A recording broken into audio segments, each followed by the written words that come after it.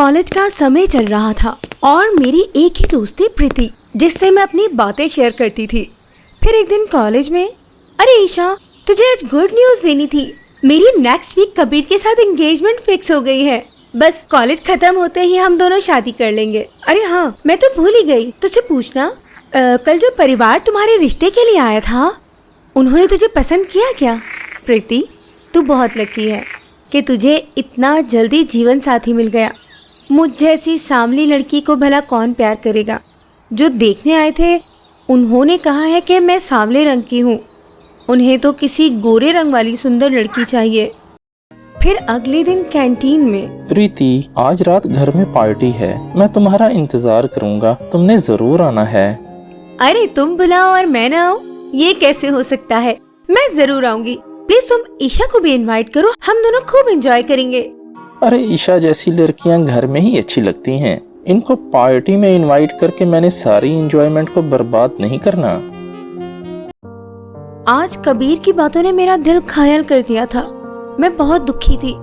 कोई भी मुझे पसंद नहीं करता, शायद इसी कारण कि मैं दूसरी लड़कियों की तरह सुंदर नहीं हूँ। कबीर को अपनी किस्मत पर बहुत घमंड था, और क्यों ना होता, उसके पास धन दौलत है, सब कुछ है, और प्रीति जैसी खूबसूरत लड़की उसकी जीवन साथी बनने जा रही है।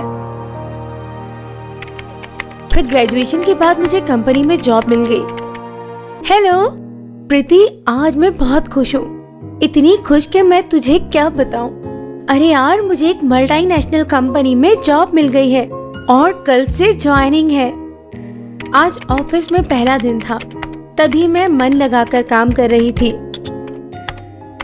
एक्सक्यूज मी, आप मिस ईशा हैं? जी, मैं ही ईशा हूँ। मिस ईशा, मेरा नाम रणबीर है और आज से मैं आपको काम की ट्रेनिंग दूंगा। So are you ready? Yes sure sir. तभी मिस्टर रणबीर मुझे काम का बताने लगे। वो बहुत अच्छे से मुझे समझाने लगे। सब यूं ही चलता रहा। मैं बहुत मन लगाकर ऑफिस में काम करने लगी। मिस्टर रणबीर मेरी परफॉर्मेंस से बहुत खुश थे। वो मुझे बहुत अप्रिशिएट करते थे। अब मैं बहुत खुश रहने लगी थी, और क्यों ना होती, आज से पहले किसी ने मेरी इतनी तारीफ नहीं की थी। मिस्टर रणबीर बहुत अच्छे थे, उनका दिल बहुत अच्छा था। सच बताऊं तो वो मुझे बहुत अच्छे लगने लगे थे।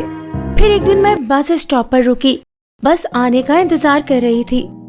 अगर आप माइंड न करें तो मैं आपको आपके घर ड्रॉप कर सकता हूँ।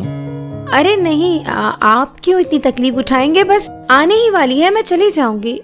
इसका मतलब है आप मुझ पर ट्रस्ट नहीं करती। मुझे आपको ड्रॉप करने में कोई प्रॉब्लम नहीं होगा। तभी मैं रणबीर की कार में उसके साथ बैठ गई। हमें ऑफिस में काम करते हुए बहुत दिन हो गए हैं, अब तक तो हमारी दोस्ती हो जानी चाहिए थी। आप प्लीज कुछ तो मुझसे बात करें, कुछ अपने बारे में बताएं। तभी हम गपशप लगाने लगे। आज पहली बार किसी से बातें करना मन को अच्छा लग रहा था। तभी उन्होंने मुझे बताया कि वो अभी सिंगल है और अपने माता पिता के साथ रहते हैं। फिर एक दिन प्रीति मुझसे मिलने मेरे घर आई। अरे ईशा, बहुत समय बाद तुझे इतना खुश देख रही हूँ, क्या बात है? कोई चक्कर तो नहीं चल रहा किसी के साथ? और तेरी जॉब कैसी चल रही है? जॉब भी अच्छी चल रही है। अब मुझे खुश रहना आ गया है। शायद किसी ने मुझे पहली बार यह एहसास दिया है कि मैं भी अपनी जिंदगी को एंजॉय कर सकती हूँ। यार, मुझे मिस्टर रणबीर जो मेरे ऑफिस में काम करते हैं ना, वो मुझे बहुत अच्छे लगते हैं। फिर मैं अपने दिल की बात उन्हें नहीं बता सकती, क्योंकि मुझे पता है कि मैं एक सांवली सी दिखने वाली लड़की हूँ। वो मुझे भला क्यों पसंद करेंगे? अरे इसमें क्या बात है?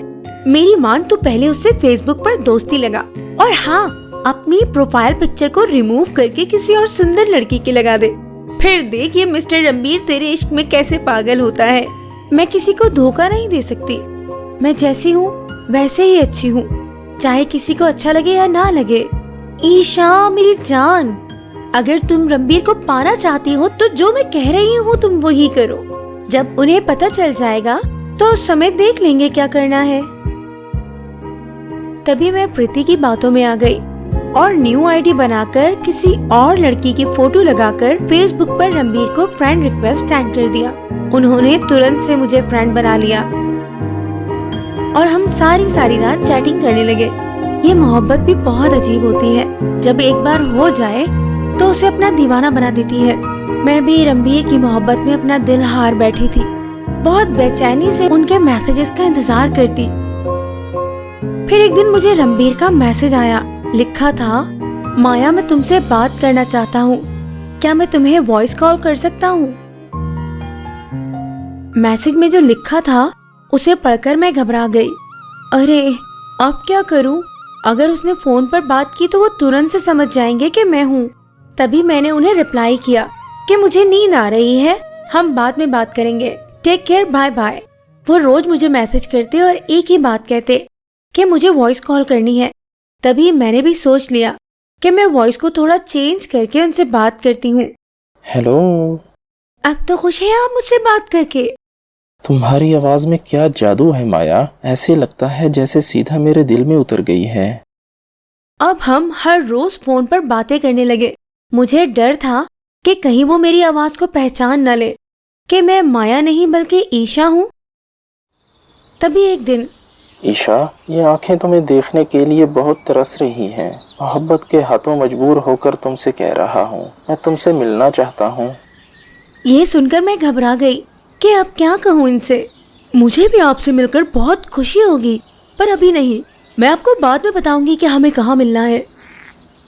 अब सोच लिया था कि और झूठ नहीं बोलूंगी। अब मुझे रणबीर को सच सच बताना होगा, पर चिंता ये थी कि मिलना कहाँ पर है।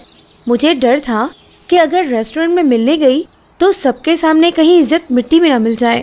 तभी मैंने प्रीति को फोन किया और कहा कि तुम्हारे कहने पर मैंने झूठ बोला है और आज मैं मुश्किल में हूँ, मेरी हेल्प करो। तभी उसने कहा कि तुम उसे मेरे घर बुला लो, वैसे भी मेरे हस्बैंड ऑफिस के काम से दूसरे शहर गए हुए हैं। मैं इंतजार कर रही थी। रणबीर मुझे देखने आ रहे थे कि तभी घर की बेल बजी। दरवाजा खुलते ही जैसे ही रणबीर ने मुझे देखा तो एकदम से चौंक गए। ईशा, तुम इतने समय से मुझसे झूठ बोलती रही, मेरे प्यार से खेलती रही, मुझे धोखा देती रही, आखिर तुमने मेरे साथ ऐसा क्यों किया है? रणबीर को जवाब देने के लिए मेरे पास कहने को कुछ नहीं था। आज बहुत दुखी थी। मेरे झूठ के कारण आज किसी का दिल टूटा था। तभी रणबीर गुस्से से वहाँ से चले गए। फिर कुछ समय बाद एक बार फिर से घर की बेल बजी। सामने रणबीर खड़े थे, उनके हाथों में फूल थे और वो मुझे देखकर मुस्कुरा रहे थे। सॉरी, ये फूल लाना भूल गया था, अंदर आने का नहीं कहोगी? आप तो मुझसे नाराज होकर गए थे, फिर दोबारा से यहाँ कैसे? मुझे कुछ समझ नहीं आ रहा। मैं पहले से ही सब जानता था कि तुम माया नहीं ईशा हो। ये नामुमकिन है कि तुम बोलो और मैं तुम्हारी मीठी आवाज ना पहचान सकूं। मैं नाराज नहीं हूँ, बस नाराज होने का तुमसे ड्रामा किया। इसका मतलब है आपने सच में मुझे दिल से माफ कर दिया? ईशा, जब तुम्हें पहली बार ऑफिस में मिला था तभी उसी दिन से ही तुम मेरे दिल में बस गई थी और मुझे प्यार हो गया था। तुम्हें किसी और लड़की का फोटो लगाने की क्या जरूरत थी? ईशा, तुम सच में बहुत सुंदर हो। ये चेहरे की खूबसूरती से क्या होता है, असल खूबसूरती तो एक अच्छे करैक्टर और आपके सच्चे दिल से होती है। मेरे लिए तुम किसी राजकुमारी से कम नहीं हो। I love you. Ranbir, I love you too. तुम सच में बहुत अच्छे हो।